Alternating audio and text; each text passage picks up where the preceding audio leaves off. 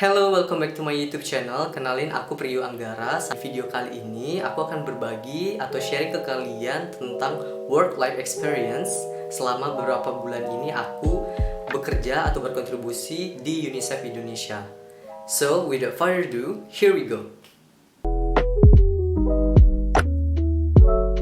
Video pertamaku sebelumnya, aku sudah sharing ke kalian tentang gimana aku apply dan akhirnya bisa mendapatkan pekerjaan sekaligus bisa berkontribusi di salah satu badan khusus United Nations atau PBB, yaitu UNICEF Indonesia. Di salah satu part video pertamaku itu, aku sudah bahas sedikit tentang work-life experience yang aku alami beberapa bulan ini berkontribusi sekaligus bekerja di United Nations. Tapi aku cut karena aku ngerasa kayaknya bakalan kepanjangan banget video yang pertama itu. Makanya aku akan kupas tuntas work-life experience-ku di video yang kedua ini. Oh ya, bagi kalian yang belum nonton video pertamaku, please to watch, like, and share. Karena di video pertama itu aku nggak hanya menceritakan tentang pengalamanku apply sekaligus mendapatkan pekerjaan di lingkup kerja United Nations, tapi aku juga memberikan sedikit tips dan trik gimana caranya bisa apply pekerjaan di lingkup kerja United Nations. Oke, aku bakalan start dari cerita tentang masa orientasi online. Jadi sepengalamanku setelah aku mendapatkan email welcome on board Priyu Anggara to UNICEF Indonesia, aku harus melewati masa orientasi online terlebih dahulu. So basically, masa orientasi online ini dilalui oleh new staff atau member untuk mempersiapkan mereka sebelum memulai pekerjaan sesuai job desk-nya mereka.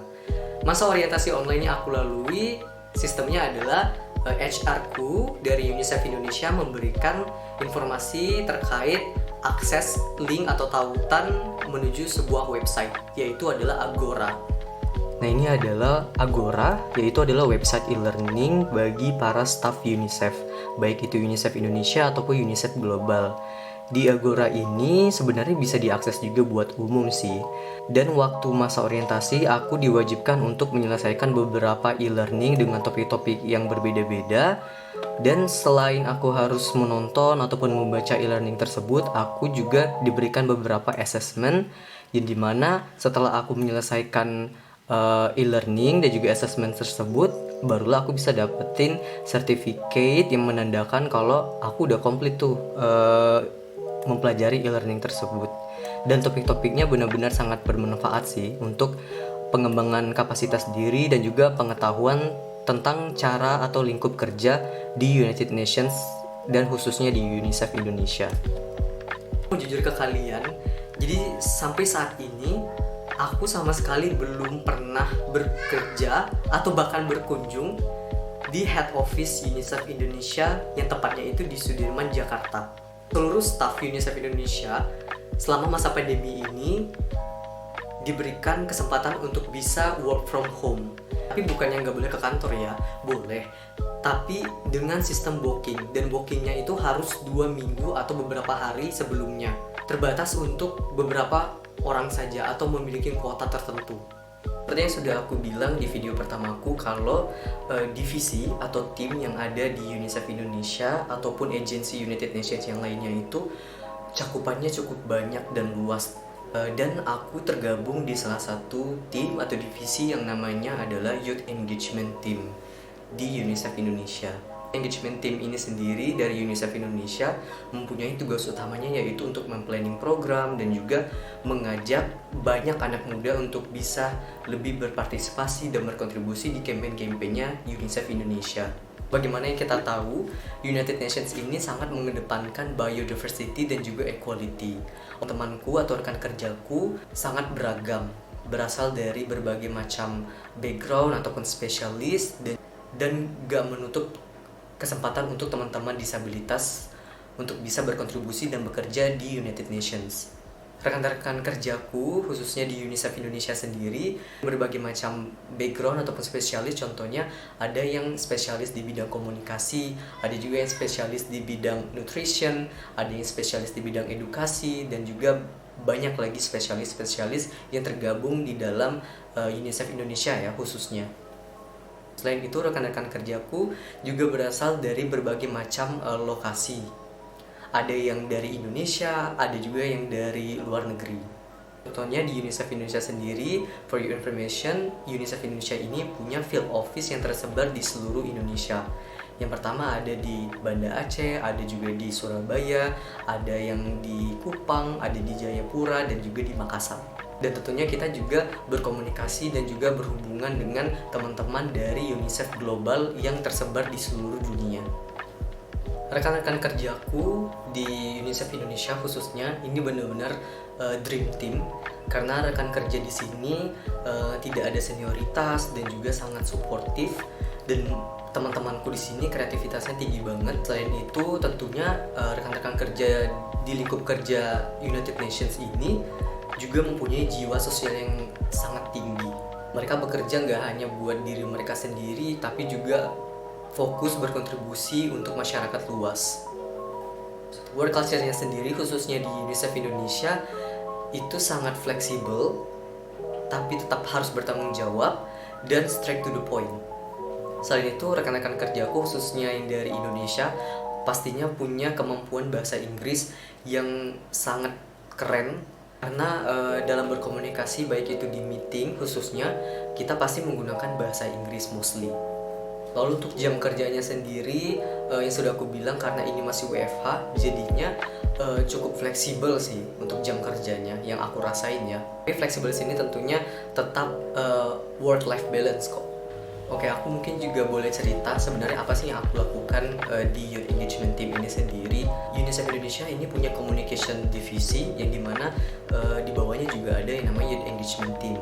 Nah, Youth Engagement Team ini kita sering banget mengadakan campaign-campaign yang melibatkan partisipasi dari anak muda. Campaign-campaignnya tentunya dari fokus area UNICEF Indonesia, dan kebanyakan juga kita buat campaign dari hari-hari besar nasional ataupun internasional.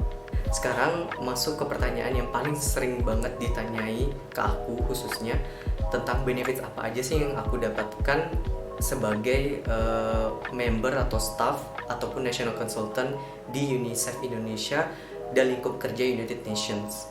Statusku sebagai national consultant tentunya aku tetap dapat yang namanya monthly salary atau gaji bulanan. Ini sangat transparan terkait gaji ataupun salary ataupun benefits di lingkup kerja United Nations. Ini bisa kalian akses melalui link ini.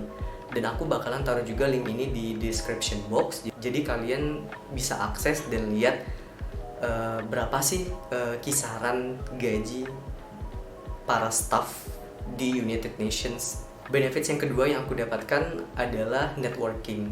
Jadi staff atau member dari lingkup kerja United Nations ini membuka kesempatanku untuk bisa berkomunikasi, berdiskusi dengan teman-teman atau rekan kerja di luar dari UNICEF.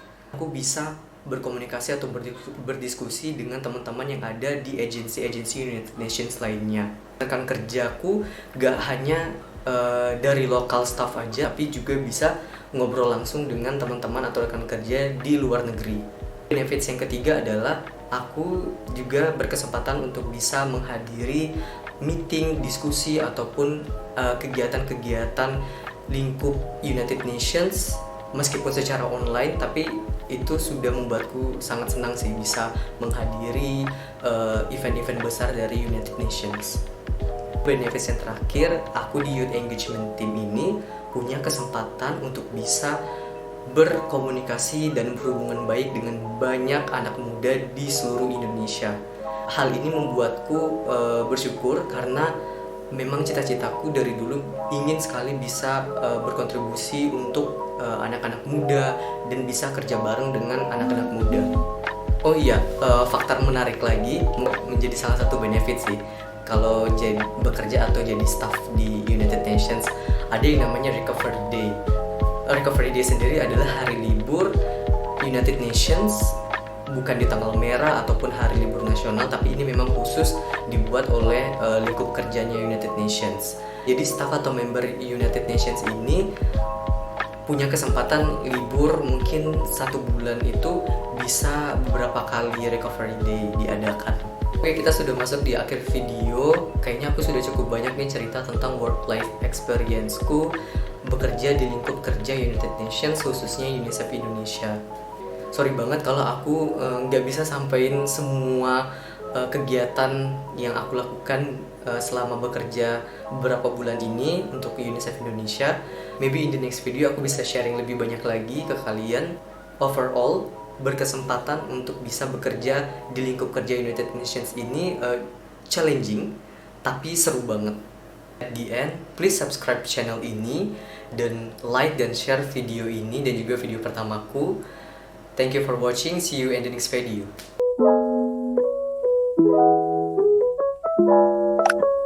Thank you.